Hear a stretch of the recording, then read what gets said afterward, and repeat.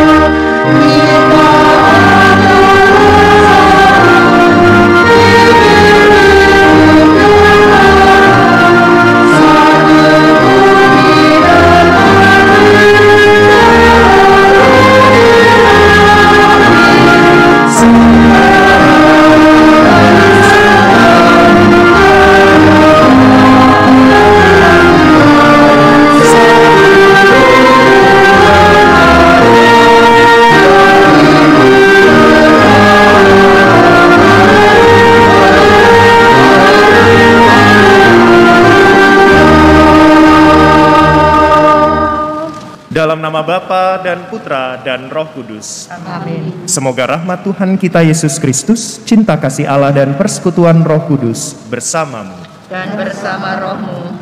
Saudari-saudaraku yang terkasih, Romo, Bruder, Suster, Opa, Oma, Ibu, Bapak, rekan-rekan muda dan anak-anakku yang terkasih, baik yang berada di gereja maupun di tempat masing-masing semuanya, selamat pagi. Pagi hari ini bersama kita berkumpul di hari Jumat Pekan Biasa ke-22 sekaligus Jumat pertama dalam bulan September ini. Kiranya kita belajar dari kerahiman Allah yang menuntun kita untuk dapat senantiasa memiliki hidup baru di dalam iman. Untuk itu saudari-saudaraku yang terkasih, marilah di awal perayaan Ekaristi ini terlebih dahulu kita menyesali dan mengakui segala dosa dan kelemahan kita di hadapan Tuhan. Tuhan Yesus Kristus, Engkau diutus untuk menyembuhkan orang yang remuk redam hatinya. Tuhan kasihanilah kami. Tuhan kasihanilah kami. Engkau datang untuk memanggil orang yang berdosa. Kristus kasihanilah kami. Kristus kasihanilah kami. Engkau duduk di sebelah kanan Bapa sebagai pengantara kami. Tuhan kasihanilah kami. Tuhan kasihanilah kami. Semoga Allah yang Maha Rahim mengasihani kita, mengampuni dosa kita, dan mengantar kita ke hidup yang kekal. Amin. Marilah kita berdoa. Allah Bapa yang Maha Setia, kami kenangkan misteri cinta kasih-Mu dalam perayaan Ekaristi ini. Lestarikanlah karya-karya penyelamatan-Mu dalam perbuatan dan perkataan kami, serta ajarilah kami untuk mengerti rencana dan kehendak-Mu. Dengan pengantaraan Yesus Kristus Putra-Mu Tuhan kami, yang bersama dengan Dikau dalam persatuan Roh Kudus hidup dan berkuasa, Allah sepanjang segala masa. Amin. Kita siapkan hati kita untuk mendengarkan sabda Tuhan. Bacaan dari surat pertama Rasul Paulus kepada jemaat di Korintus. Saudara-saudara, hendaknya orang memandang kami sebagai hamba Kristus dan pengurus rahasia Allah. Yang dituntut dari pengurus yang demikian ialah bahwa mereka nyata-nyata dapat dipercaya. Bagiku, sedikit sekali artinya, entah aku dihakimi oleh kalian, entah oleh suatu pengadilan manusia. Malahan, aku sendiri tidak menghakimi diriku. Memang aku tidak sadar akan sesuatu, tetapi bukan karena itulah aku dibenarkan. Yang menghakimi aku ialah Tuhan.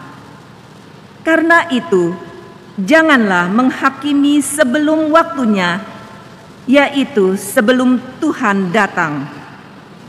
Dialah yang akan menerangi juga apa yang tersembunyi dalam kegelapan.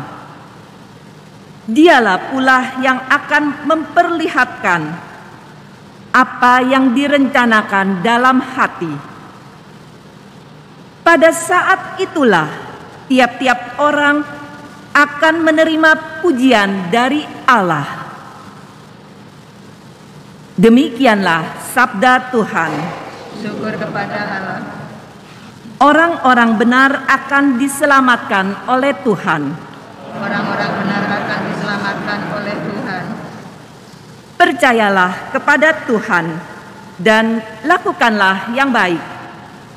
Diamlah di negeri dan berlakulah setia. Bergembiralah karena Tuhan, maka Ia akan memenuhi keinginan hatimu. Orang-orang benar akan diselamatkan oleh Tuhan. Serahkanlah hidupmu kepada Tuhan dan percayalah padanya, maka Ia akan bertindak. Ia akan memunculkan kebenaranmu seperti terang dan menampilkan hakmu seperti siang. Orang-orang benar akan diselamatkan oleh Tuhan. Jauhilah yang jahat dan lakukanlah yang baik, maka engkau akan memiliki tempat tinggal yang abadi. Sebab Tuhan mencintai kebenaran dan tidak meninggalkan orang-orang yang dikasihinya. Orang-orang yang berbuat jahat akan binasa, dan anak cucu orang-orang fasik akan dilenyapkannya. Orang-orang benar akan diselamatkan oleh Tuhan. Orang-orang benar akan diselamatkan oleh Tuhan. Dialah tempat perlindungan mereka pada waktu kesesakan. Tuhan menolong dan meluputkan mereka dari tangan orang-orang fasik. Tuhan menyelamatkan mereka, sebab mereka berlindung padanya. Orang-orang benar akan diselamatkan oleh Tuhan.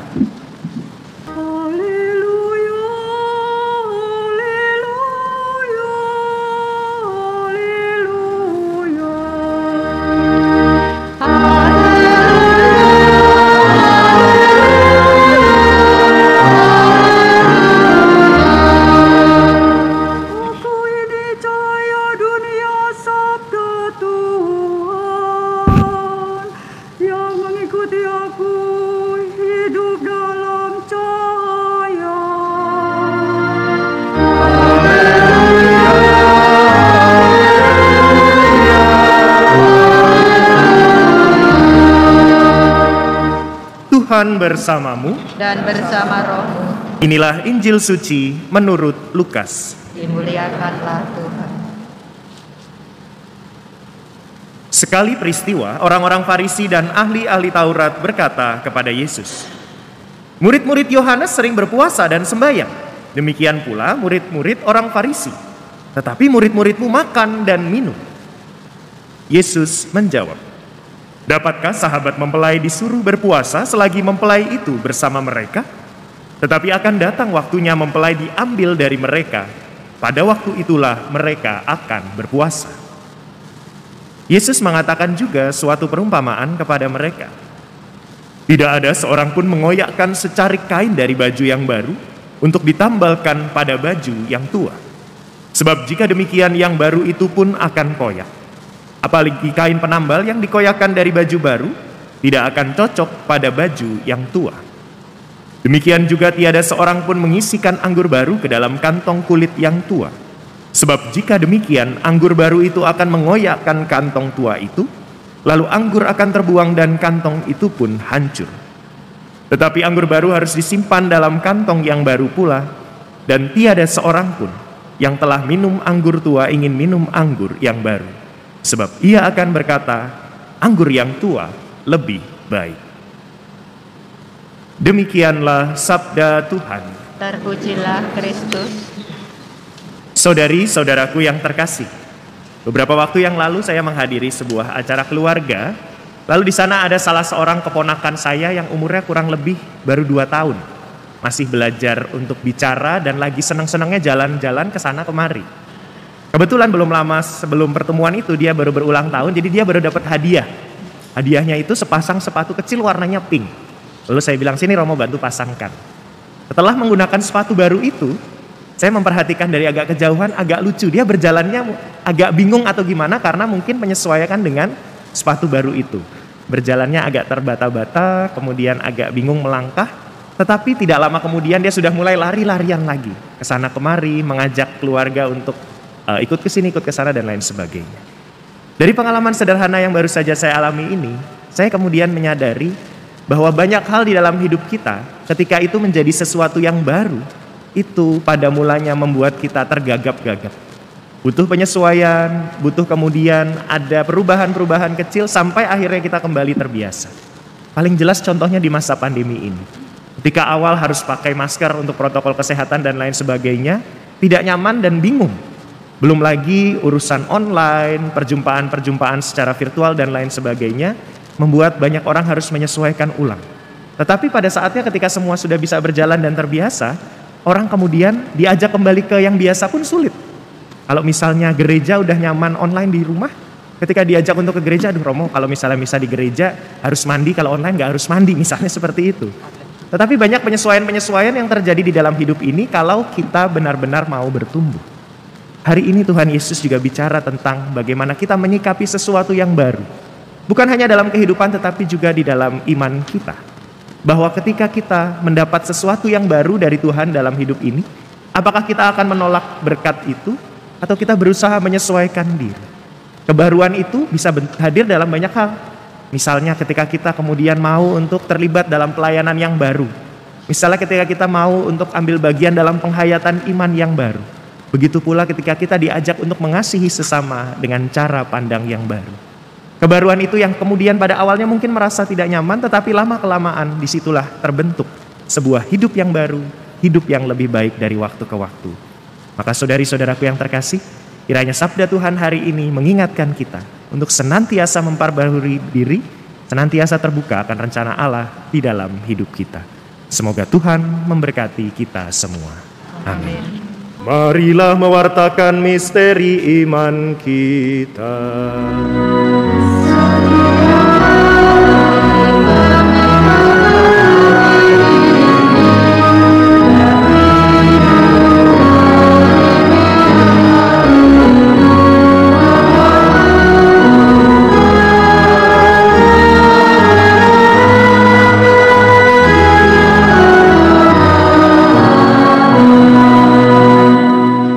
Marilah kita berdoa.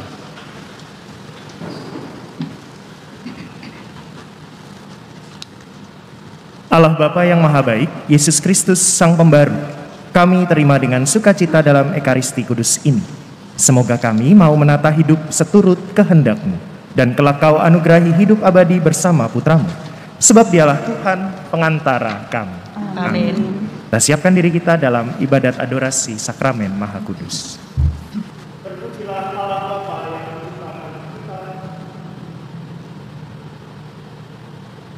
Terpujilah Allah Putra yang menebus kita. Terpujilah Allah Kudus yang menyertai kita sepanjang segala masa.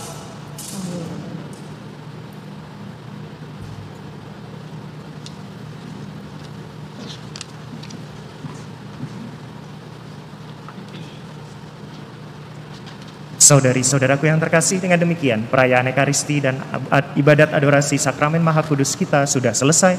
Pergilah, kita diutus. Syukur kepada Allah.